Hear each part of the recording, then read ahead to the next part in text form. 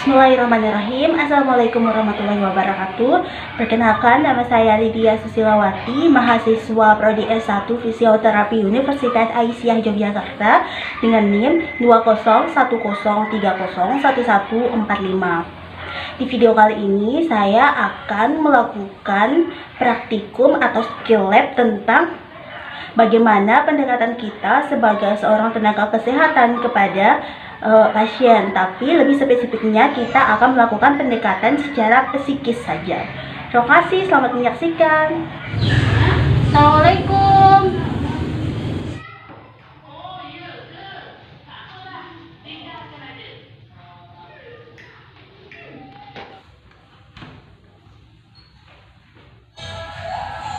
Selamat pagi, Bu. Pagi, Dok.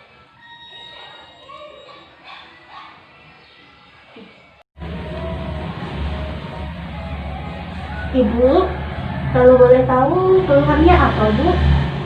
Saya stroke, kaki kiri dan tangan kiri saya nggak bisa digerakin. Apa ada keluhan yang lain, Bu? Seperti batuk kah atau panas, mual? Ada kah, Bu? Saya sering sedikit pusing. Pusing ya, Bu? Apa ada keluhan yang lain lagi, Bu? Nggak ada. Ya sudah, kalau begitu saya periksa dulu ya, Bu.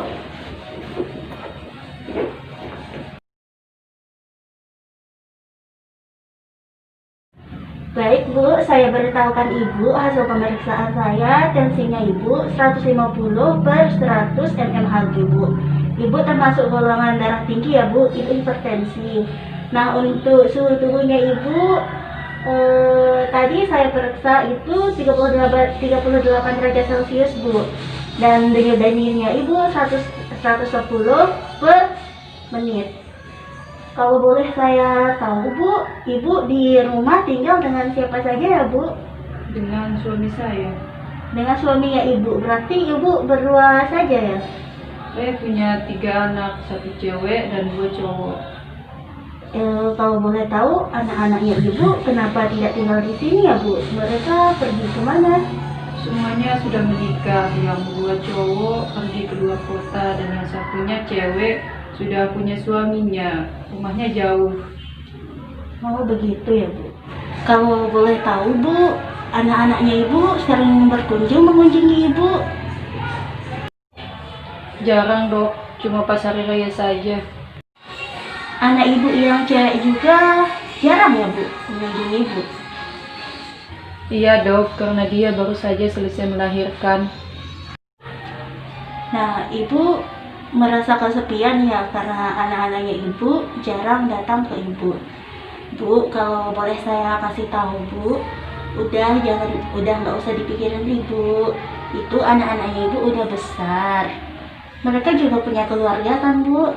Nah, kalau mereka punya waktu pasti mereka akan mengunjungi Ibu. Jadi Ibu sudah nggak usah memikirkan anak-anak Ibu. Ibu fokus saja ke kesehatan Ibu ya, biar Ibu cepat sehat. Iya, Dok. Ibu, kalau boleh tahu, apa Ibu pernah memeriksakan keadaan Ibu yang ini ke rumah sakit ya, Bu?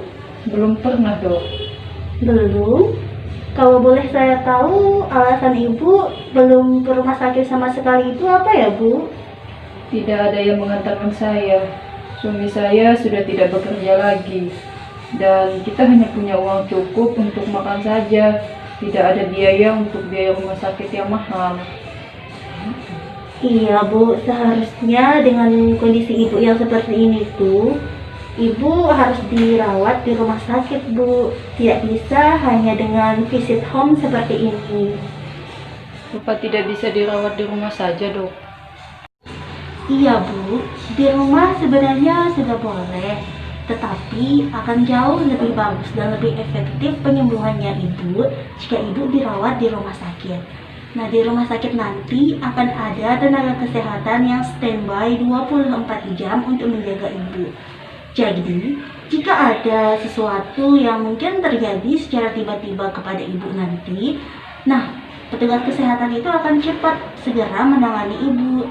Jadi, penanganannya Ibu, kesembuhannya Ibu akan jauh lebih cepat jika Ibu dirawat di rumah sakit. Tapi dok, saya tidak mau dirawat di rumah sakit. Kenapa, Bu? Saya ingin di rumah saja dok, biar suami saya selalu ada di dekat saya. Biar saya ada teman buat cerita. Saya nggak mau di rumah sakit dok. Bu, di rumah sakit juga nanti akan banyak sekali teman ibu bercerita. Nanti akan ada bidan, perawat, dokter, fisioterapis yang nanti akan secara bergantian menunggu ibu, menjaga ibu. Jadi secara otomatis ibu juga dapat bercerita dengan mereka nantinya. Wah, Bukannya nanti di rumah sakit saya akan ditinggal sendiri dalam ruangan. tidak, Bu. Seperti yang saya katakan tadi, banyak sekali petugas kesehatan yang akan menjaga ibu, mendampingi ibu selama proses penyembuhan ibu di rumah sakit. Nah, nantinya juga suami ibu akan tetap bersama ibu kok. Begitu, Bu. Jadi ibu tidak usah khawatir untuk dirawat di rumah sakit. Bahkan di rumah sakit itu lebih efektif dan lebih menyenangkan, Bu, daripada hanya diam duduk di rumah saja. Baik, Bu, kalau begitu saya lakukan terapi ya di ibu.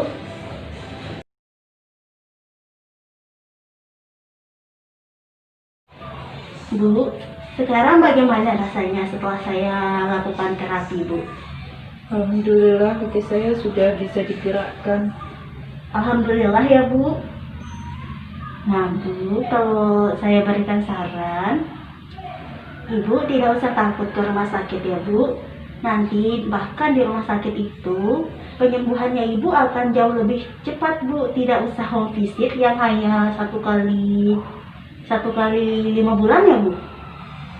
Ya, kalau di rumah sakit nanti Ibu akan tetap diterapi seperti ini selama setiap hari, Bu. Bahkan sehari itu bisa sampai 1 atau 3 kalian, Bu, sehari itu. Ibu bisa bayangkan bagaimana proses ibu akan jauh lebih cepat sembuh kan, Bu.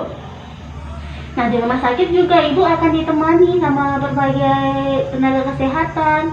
Jadi ibu tidak usah takut tidak ada teman ibu bercerita ya, Bu. Di sana justru akan jauh menyenangkan, Bu. Kalau begitu mungkin terapi kali ini cuma begitu ya, Bu. Saya pamit permisi dulu ya. Assalamualaikum. Iya, sama-sama. Assalamualaikum, Bu. Waalaikumsalam. Semoga ibu cepat sembuh ya, Bu.